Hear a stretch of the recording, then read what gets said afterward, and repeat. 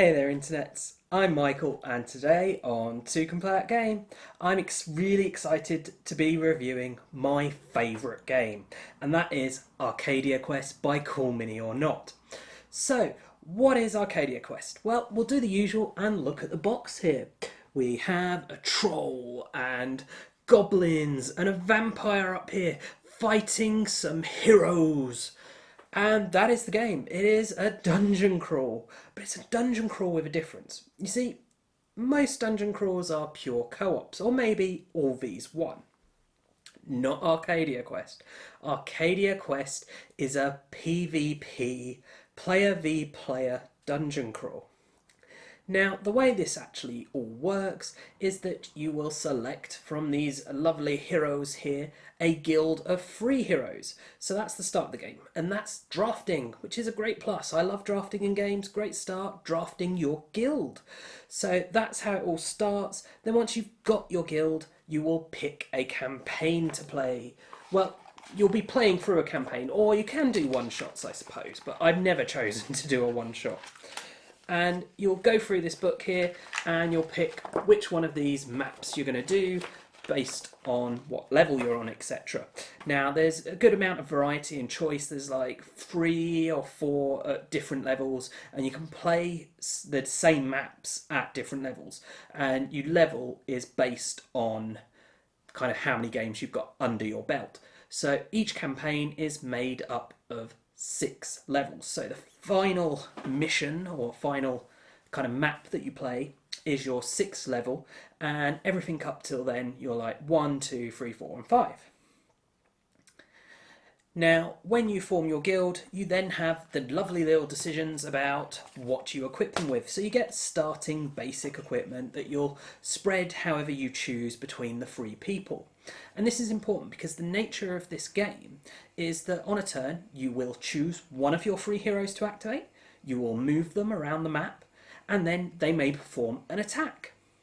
Now, obviously, the attack can either be against the monsters, which is kind of a weak AI. They're kind of just money bags. If you think like old school dungeon crawl kind of thing of you're just hitting them just to make the coins pop out. And that is it with this. That is what they are. The true competition is the other players. And it's not even just attacking the other players, which is an option. There is direct combat in this game. There is tons of combat, and it involves rolling tons of dice because this is a truly Ameritrash game. But no, it is about trying to complete quests. You see, when you complete quests, and there are quests that involve killing the other guild members, but there are also quests to kill certain monsters or perform certain tasks. It might be collect a token or do this or do that. It all depends on the mission that you're playing. And that's also the end condition for a game of this.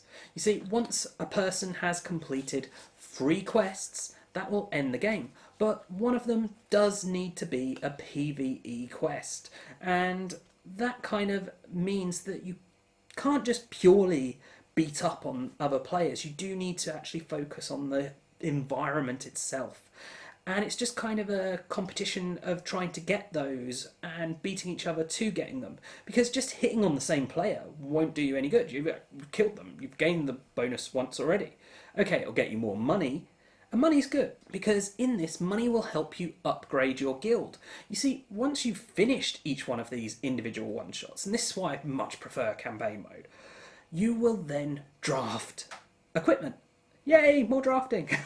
So this is really nice, and I actually find that quite a big chunk of playing sessions each time we play this is actually that finishing draft. You know, going, oh, what do I want for next time? What can I afford? What do I think they want?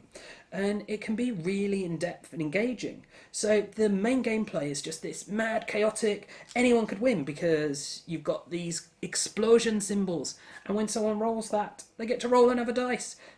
So it doesn't matter how bad you are at something, you can still always achieve it. And so yeah, this is true Ameritrash, pure simple chaos, but I love it.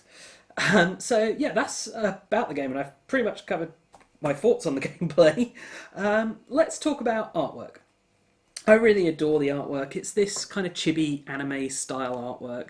I love it. You see it on the box, and that's what you see throughout the rest of the game. You know, you've got it on all the cards, all the manual. The boards have sort of a feel of it, but not totally. And so, yeah, I like that. If you don't like it, well, yeah, maybe this isn't the game for you. But to me, this is a fantastic game. It is my favourite game. So, what about components? Well, the custom dice are really nice. They've got the different dice for defense and the different dice for attacking. That's really good and really nice. All the tokens are really nice quality, so there's nothing to complain about there. The boards for the actual map are really nice, good quality. And of course, the minis. This is a cool mini or not game, and of course that means they're cool minis. They are lovely, adorable, gorgeous minis of high quality. What isn't so good on the quality? The faction mats are a bit flimsy, but they serve the purpose. And also the cards in this game are not the highest of quality cards. But again, they serve the purpose, they do the trick. So what else is there to talk about? Well, I've pretty much covered it. You know, it's dice chucking, Ameritrash fun. It is take that. It is aggressive. If you like that kind of aggressive game, then you'll like this. If you don't so much, well, then you're probably a bit like me and my wife. You see, that brings me to the two can play that game aspect, because two can play this, but it is still that very aggressive. And when you've only got two people, it's always I'm attacking you, you're attacking me. It can be and feel extremely mean. And so my wife and I often play a variant whereby we take out the PvP quests. We still kill each other, but it's not a requirement for winning the mission. We kill each other because they happen to be in the way, or they're going to complete a goal before I am, and I can stop them completing that quest if I get the kill on them, and then I can complete the quest. So there is a bit still there of attacking each other, but it's much less the focus when we play. And so that is a variant. If you don't like take that, that is one possibility, but I really don't recommend doing that for more players, because a big joy of this, if you're playing with more players, is that take that. It is the chaos of, oh, and then that person's killed, and then that person's killed, oh, and they killed that, and they killed that. And that's the thing. This is not heavy, deep, thinky game. Don't get me wrong, there is a fair amount of strategy in there. Who you choose to send out, where you choose to send them, what weapon you choose to use. Because when you've used a weapon, it gets exhausted and you can't use it immediately again. You've got to wait until you choose to skip a turn resting. And people die in this. You know, you're killing other heroes and your heroes will die. But it really doesn't hinder you that much. Okay, you have to take a rest action to get them back. But you lose one, you've got two more there. You can only activate one at a time anyway.